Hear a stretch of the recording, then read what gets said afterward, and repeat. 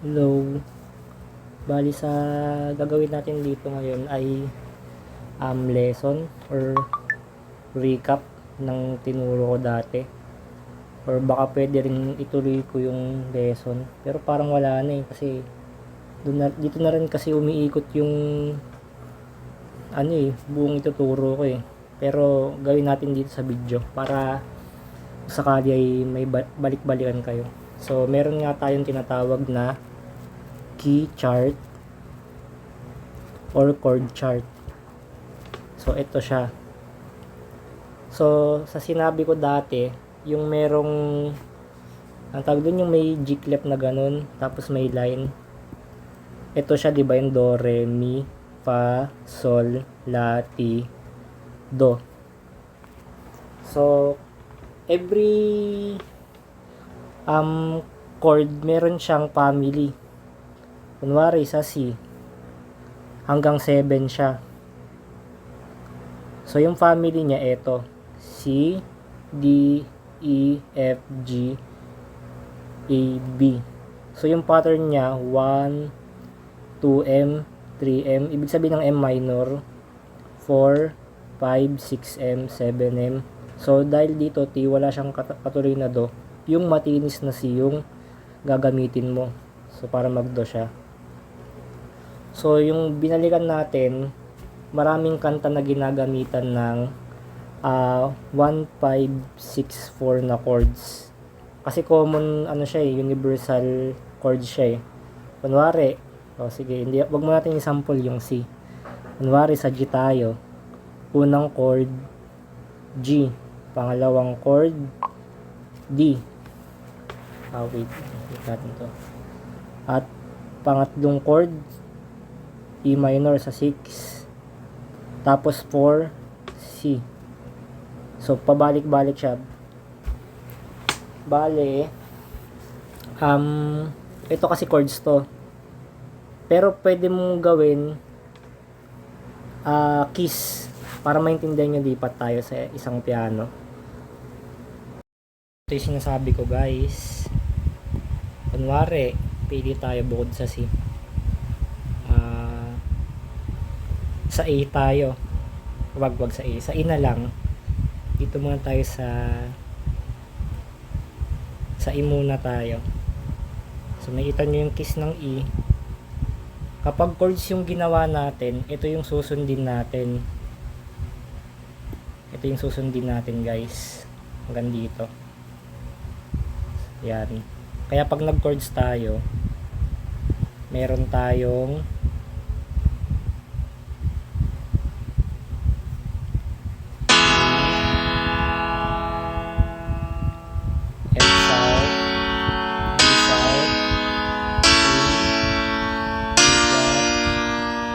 naligaw ako, sorry. So, ulit natin. E, F sharp minor,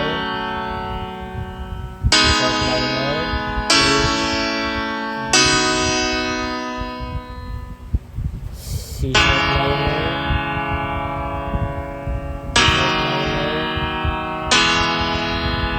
So, yung chords kasi na to, parang bumalik siya sa malalim, kaya parang hindi siya tunog do, re, mi. Pero try natin gawin ng mano-mano. So ito yung ganito yung tunog niya.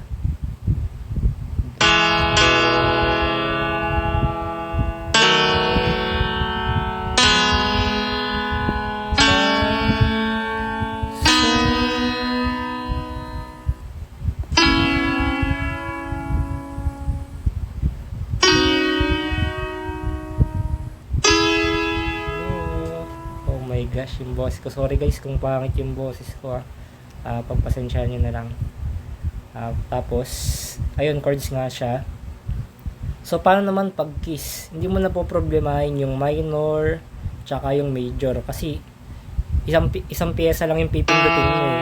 So bali ganito siya, E, F, G sharp, F sharp pa rin kanina, A,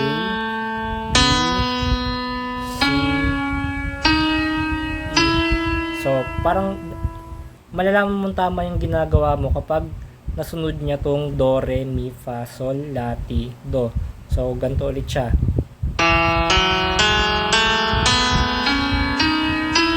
Paano naman pag chords? So, paano pag chords? Hindi pala nalipat. So, paano naman pag chords?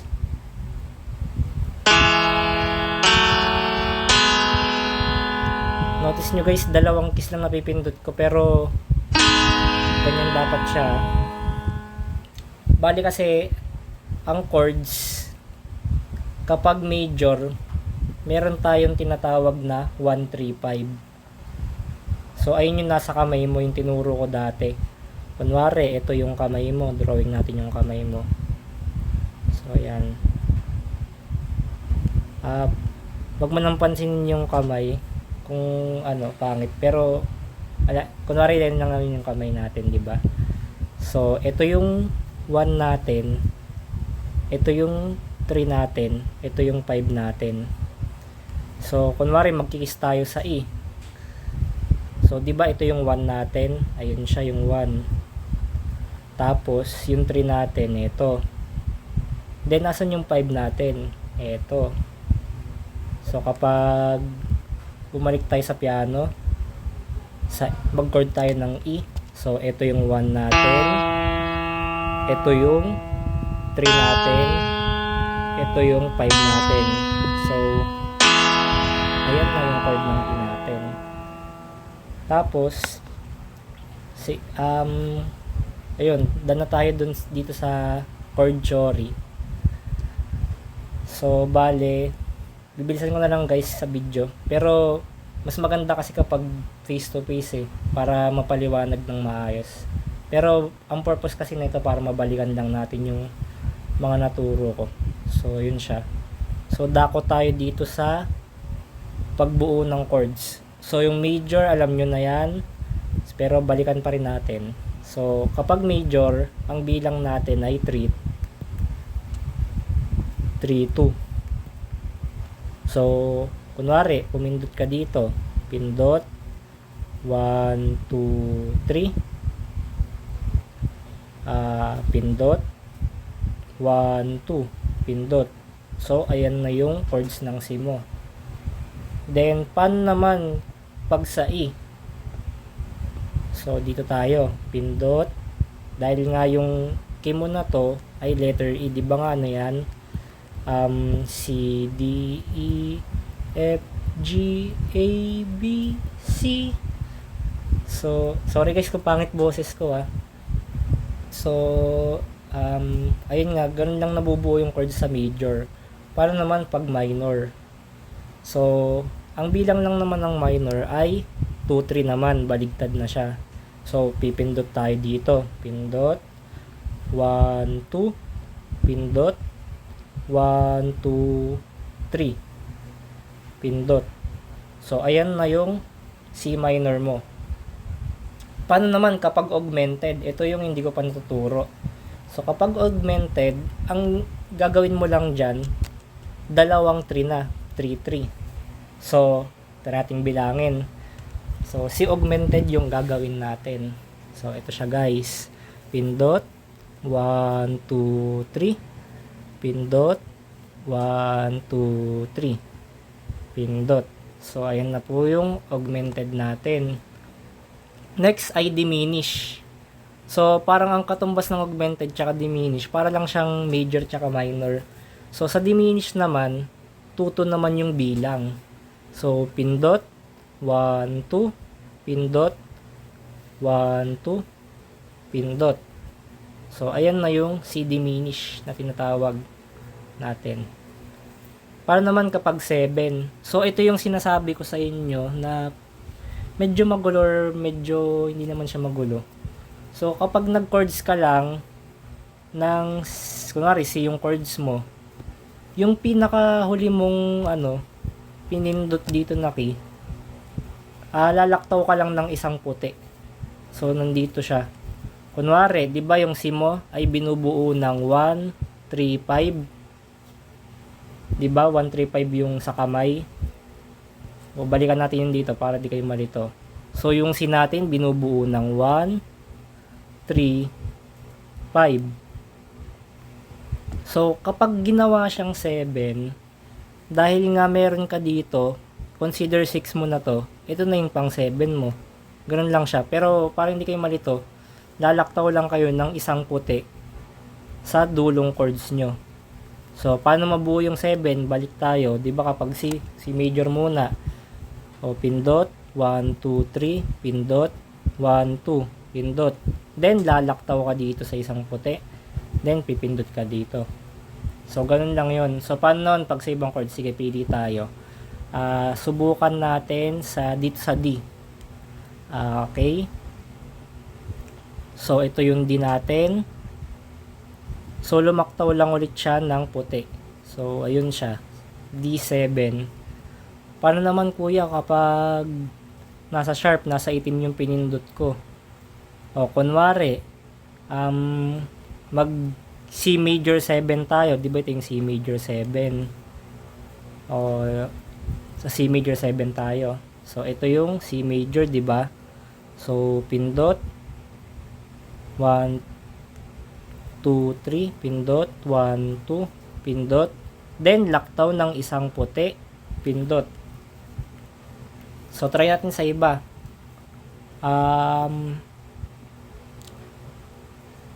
Try natin sa A sharp naman. A sharp A sharp 7, sorry. So, ito din siya, guys. Kasi parehas lang A sharp tsaka B flat. Ba't siya nagkaparehas? 'Di ba? Ito yung A sharp. Kapag sharp, 'di ba, pausog sa itim. Kapag flat naman, paurong. So, kapag A flat din to. Kapag A sharp to. Paano naman pag B flat? B flat, 'di ba, paurong. So, B flat to. Kaya, ang naka-indicate dito ay B flat at A sharp. So, lumalabas na parehas lang ang A sharp major at B flat major. Pati minor, pati lahat na ng chords. So, paano naman yung A sharp 7? Sige, try natin. So, pindot, 1, 2, 3. Pindot, 1, 2. Laktaw. Wow, paano yun? Ay, sorry guys. Pindot, 1, 2. Pindot muna pala to. So, lumaktaw ng puti. Notice hindi nyo pinansin tong black. Kasi nga, ang papansinin lang natin sa 7 guys. Yung dulong kiss na pinindot mo, itong 5, di ba 1, 3, 5 yan. So, lalaktaw tayo ng puti. Lagi lang ganun. Yun, okay guys. So, hindi na indicate dito yung mga may over. Kunwari, ang key mo ay E over D. So, ang mangyayari lang dyan, baliktad. Itong D mo ay nasa F clef. Nasa F clef. Itong E mo naman ay nasa G clef. Hindi ko alam i-draw yung G clef tsaka F clef, sorry.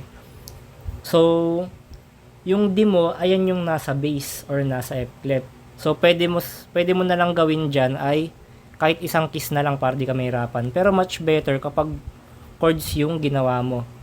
Then yung sa G clef mo naman, ayan yung nasa kanang kamay mo. Ayan yung E. So maliwanag tayo doon. O kunwari, ibang chords naman. Sabihin natin C over G sharp.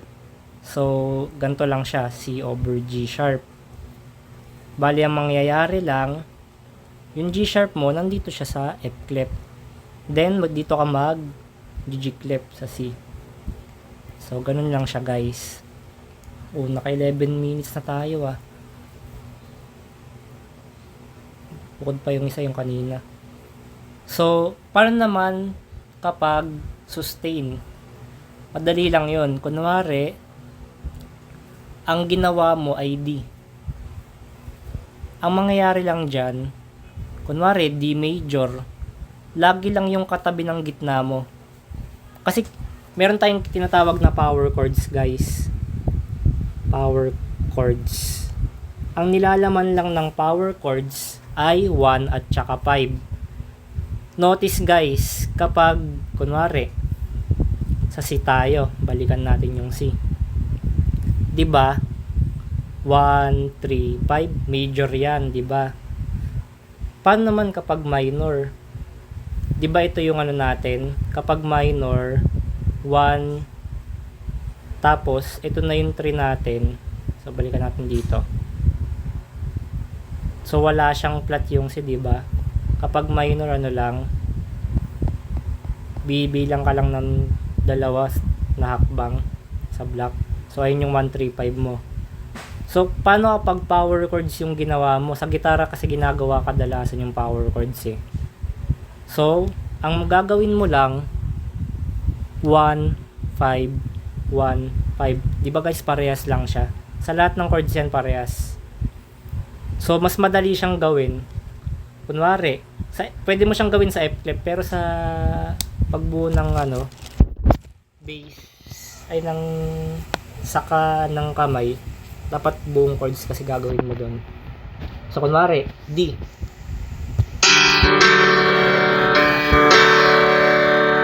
Minor. Paano kapag power chords?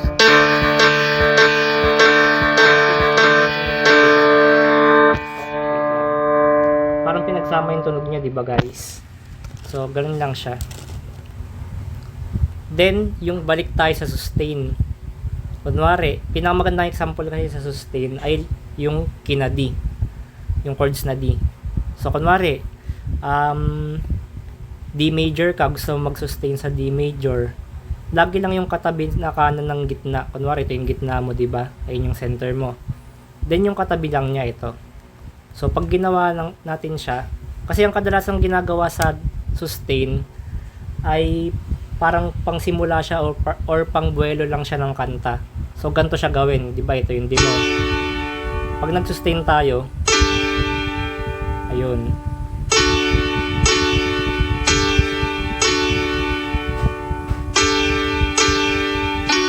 Ayun lang siya, diba? Kunwari, ito. Nag-G tayo. Tapos magsimula na yung kanta.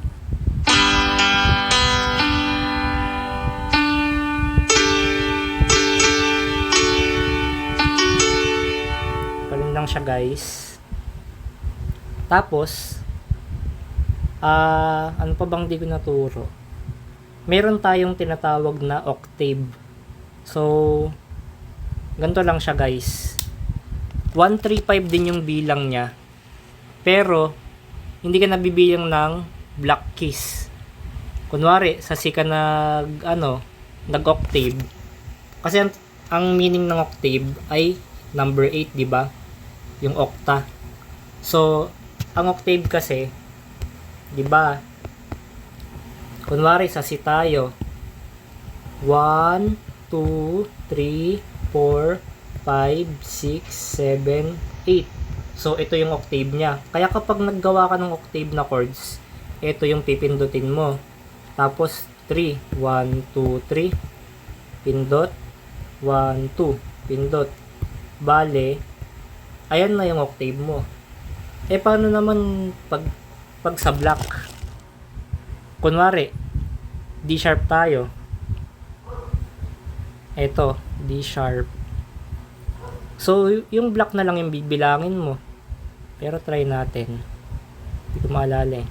So, D sharp tayo. So, C muna.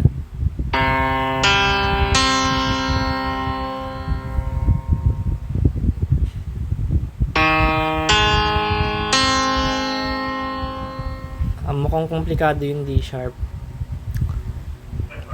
D octave. Pero ito lang yung octave niya eh. Diba nga ang octave umuulit lang. So,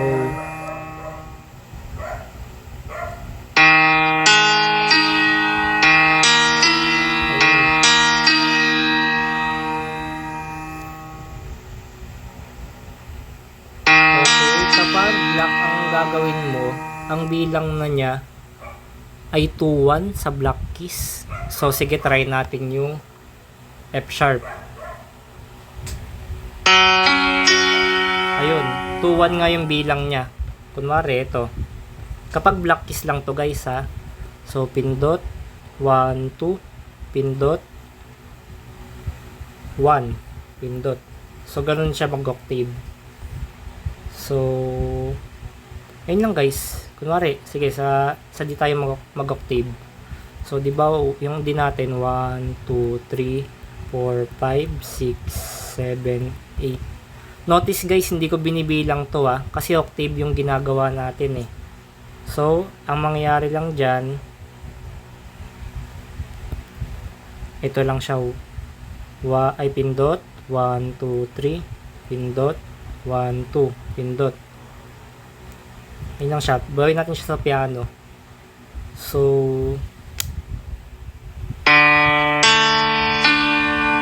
ganun siya. Paano kapag G sharp? Sabihin natin G sharp yung octave. Dito siya. So,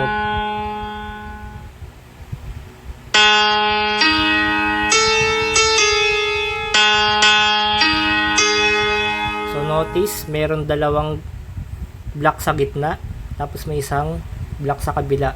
So, ganun yung bilang niya. So, ayun lang muna siguro for now. Kung may nakalimut na akong dagdagan, or baka may hindi kayo na-gets, gagawin natin yan sa actual. So, ayun lang. Dito lang naman pumikot yung music. Hindi lang sa piano, pati sa gitara ginagamit to. Sa lahat ng instrument yung may tono na instrument, ginagamit talaga to lahat. So, yun lang. So, bali, ito palang pinadownload na app sa inyo guys, yung pinadownload ko sa inyo. So, ito na lang muna yung gamitin yung app ng piano sa cellphone. So, maganda kasi dito, meron siyang automatic chords. Kunwari, para hindi ka na mag-chords ng mahirap mag-chords sa cellphone, di ba? Kasi maliit. So, kunwari gusto mo mag-chords ng C, dito na lang ipipindutin mo. So, ayun yung F flip mo. So, tapos, di ba nga ang key of C ito? Kunwari, gusto mong tumugtog, kunwari C, key of C. Paano ba yung 1, 5, 6, 4 ng C? So,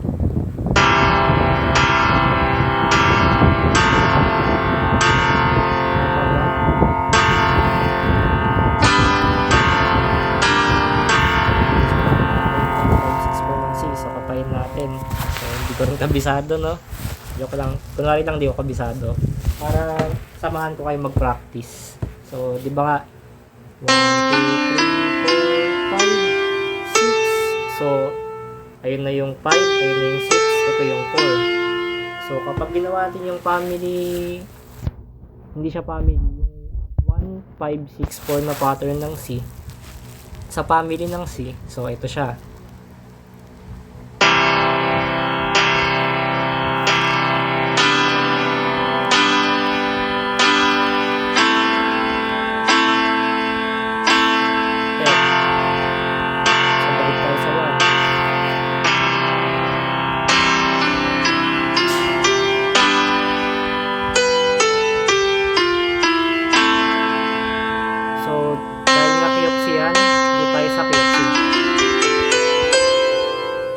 So, dito natin lalagay yung kanta. Kunwari.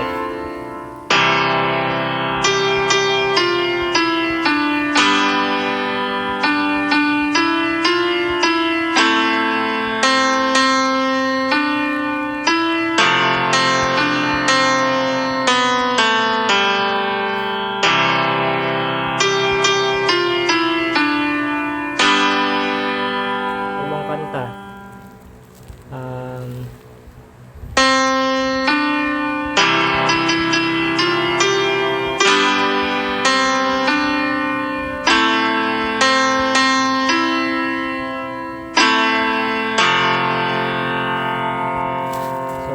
Ganun lang siya guys.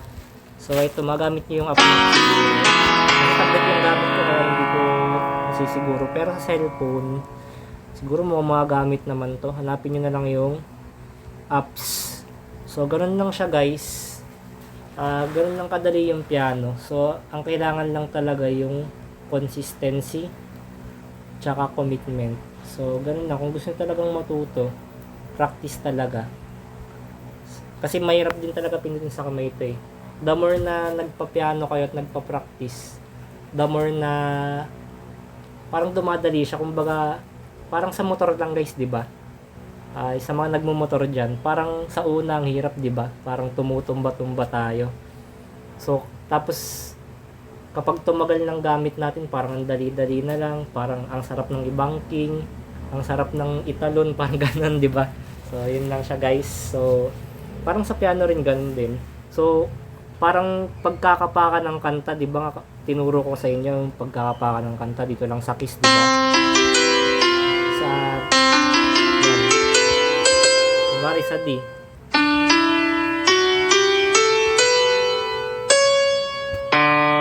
So, dun mo lang kakapain yung kanta, di ba?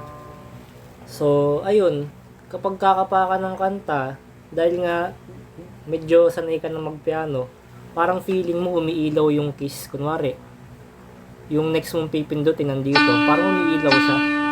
Tapos next dito, parang nakikita mo na umiilaw kapag kakapakan. Hindi mo nyo pa ganun siguro maintindihan, pero based on my experience kasi, meron kasi tayong tinatawag na tone depth, tsaka yung malakas yung pandinig.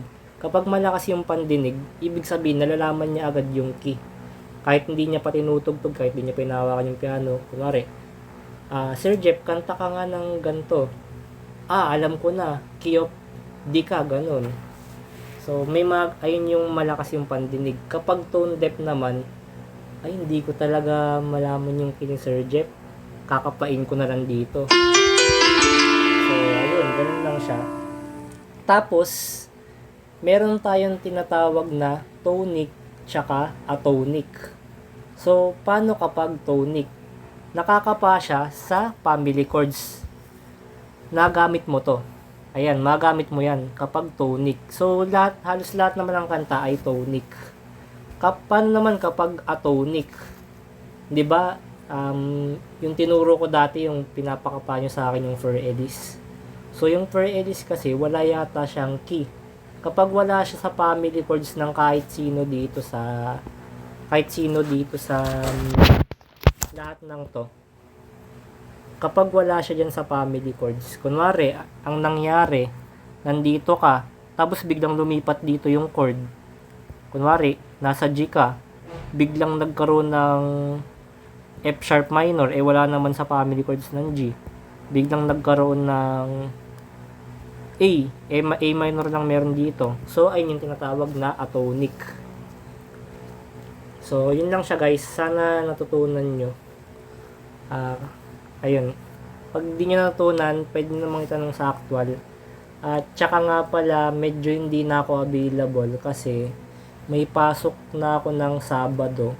Tapos napipilitan kasi kaming mag-OT. Kasi nga, malapit na yung pasukan. Kaya mag-OT na kami. So, siguro linggo, after service, pwede kayong magtanong sa akin or magpaturo ng saglit siguro.